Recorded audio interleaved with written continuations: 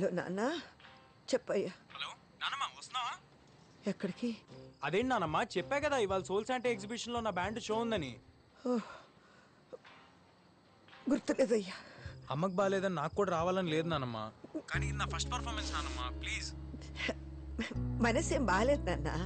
నానమ్మ, ఇవాళ అమ్మ హెల్త్ బాగుండుంటే అందరూ వచ్చేవారు కదా, నువ్వు కూడా లేకపోతే ఎలాగా? నేను ఎలా పాడుతున్నాను ఎవరు చూస్తారు?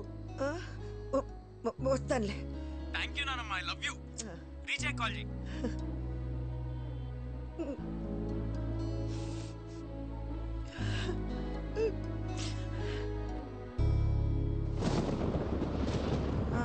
ఇక్కడే.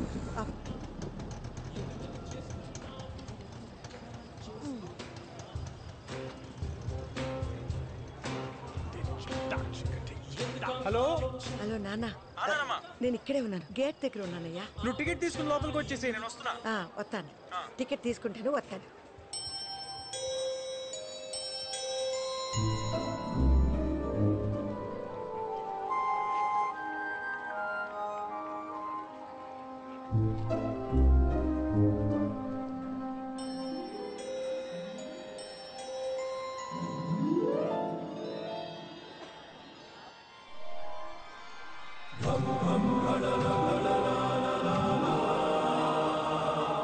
ఓయ్ పెద్దమ్మ, నువ్వు వెతికేది నా దగ్గర ఉంది. నేనే ఎతకట్లేదు, ఏళ్ళ అవతలకి. దా పెద్దమ్మ.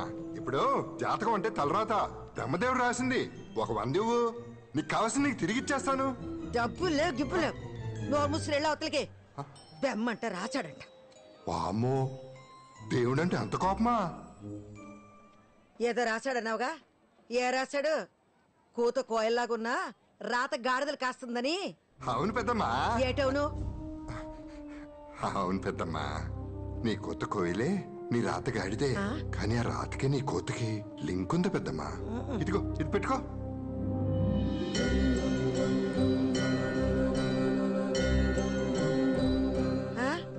ఈ తొండవాయి నాకెందుకు?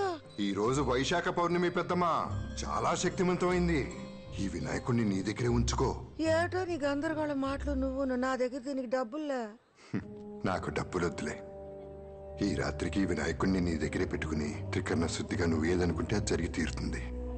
సరస్వతి కటాక్షం లభిస్తుంది పెద్దమ్మా.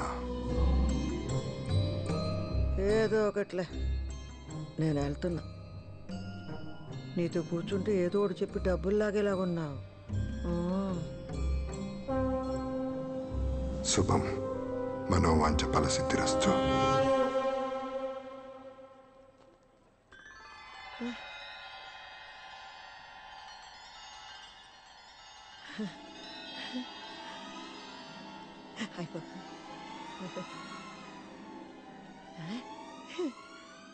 సావిత్రి, బాబు ఎవరన్నా ఉన్నారా?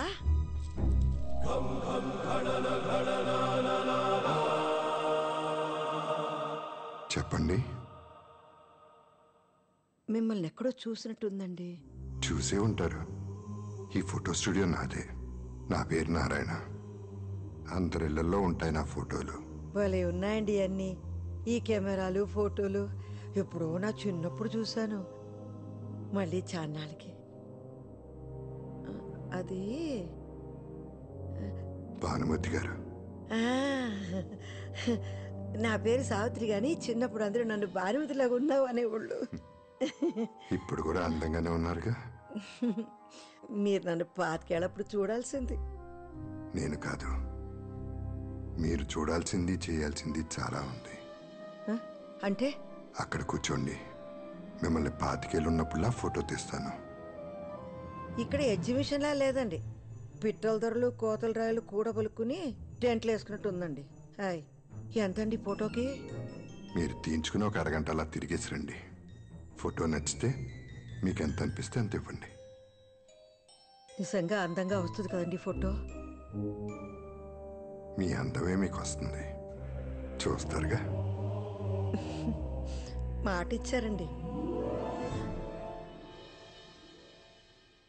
25 ఏళ్ళ పడిచిపిల్లని అయిపోవాలండి నేను.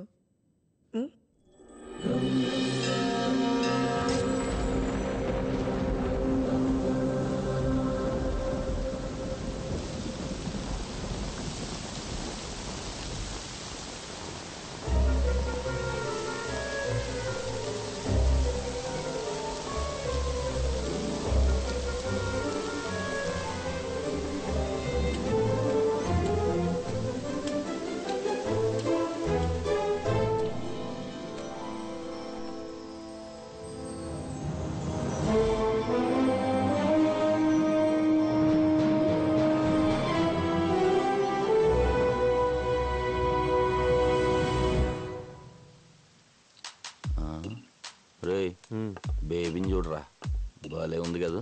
ఈ రాఖీ గాడు ఎక్కడ సచ్చాడు? బాగానే ఉంది కానీ ఆ అవతారం ఏంటి అసలు?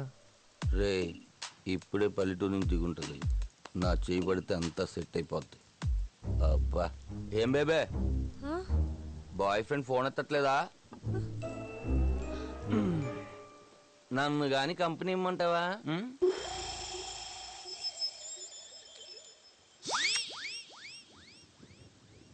నాతో మాట్లాడుతున్నావా? నీతోనే బేబే.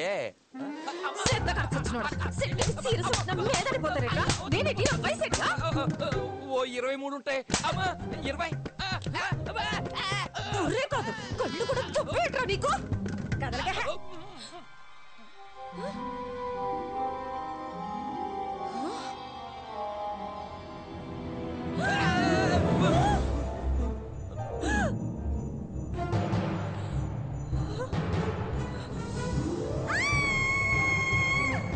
ఇదంతా కల, ఇదంతా కల.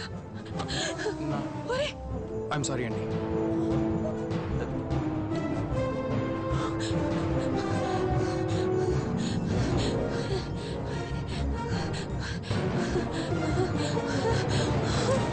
ఇదేంటిది?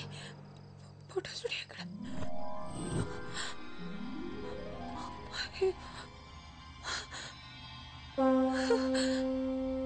ఇక్కడే కదా ఉండాలి.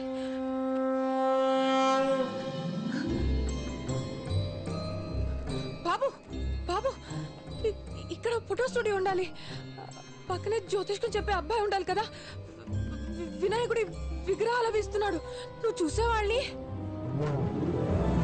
జంగమ్మ దేవర లింగమైనాడు, లింగాల స్వామి ముందరన్నాడు. టక్కరు చీకటి పోయి తిక్కులు ఎలుగైపోయి బూడిదయ్యే లోపల బతుకమ్మ బతుకు, కాడు పిలిచే లోపల బతుకంతా బతుకు. ఏం మాట్లాడుతున్నావు నువ్వు? జగన్నాటకం, జగన్నాటకం, జగన్మాత బిడ్డలాడు జగన్నాటకం. ఆ పక్కన చీకడుంది, ఈ దిక్కున వేకు ఉంది, దిక్కు లేదనుక ఇంకా ఆ దిక్కున వెళ్ళు. ముక్కంటి చెప్పాక సక్కంగా వెళ్ళు. అలో మరా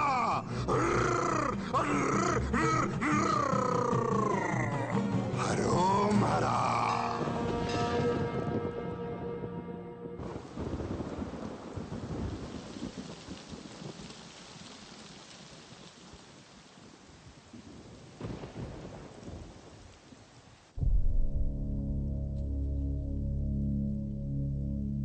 ఉంటుంది సార్.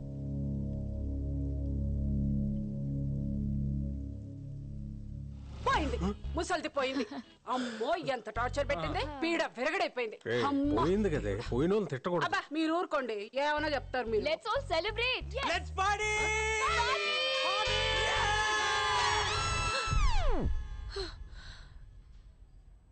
అబ్బా, ఈ వయసులో ఈ పీడ కళ్ళేంట్రా నాయనా.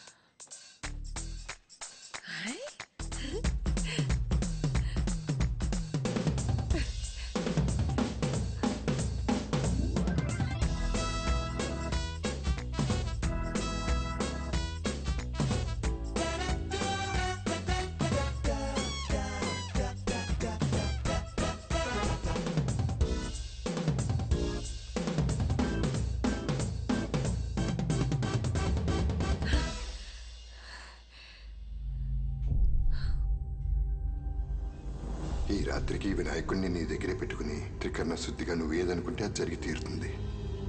మీ అందమే మీకు వస్తుంది. జగన్మాత బిడ్డలాడు జగన్నాటకం. నువ్వేనా ఇదంతా చేసింది? ఎందుకు?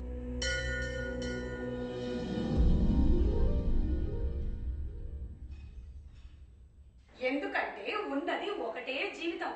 ఈ కష్టాలు, కన్నీళ్లు, బాధలు, అవమానాలు ఇవన్నీ నువ్వు కోరుకుంటే వచ్చినవి కాదు. కాబట్టి మూటగట్టి విసిరి అవతల పడి, అంత నీ చేతుల్లోనే ఉంది. ఇది నీ జీవితం, నీకు నచ్చినట్టుగా బతుకు. ఎంజాయ్.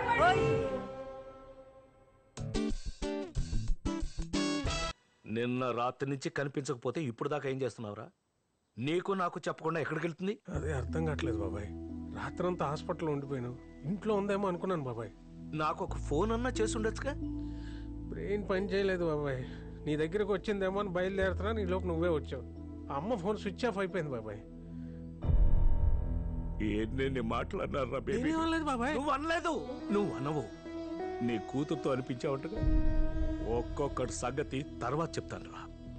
ముందెళ్ళి పోలీస్ స్టేషన్ లో కంప్లైంట్ ఇవ్వు. ఇస్తాను బాబాయ్. ఎఫ్ఐఆర్ తీసుకొచ్చి నాకు చూపించు. ఎఫ్ఐఆర్ చూస్తేనే నేను నమ్ముతాను. ఆ? ఆ.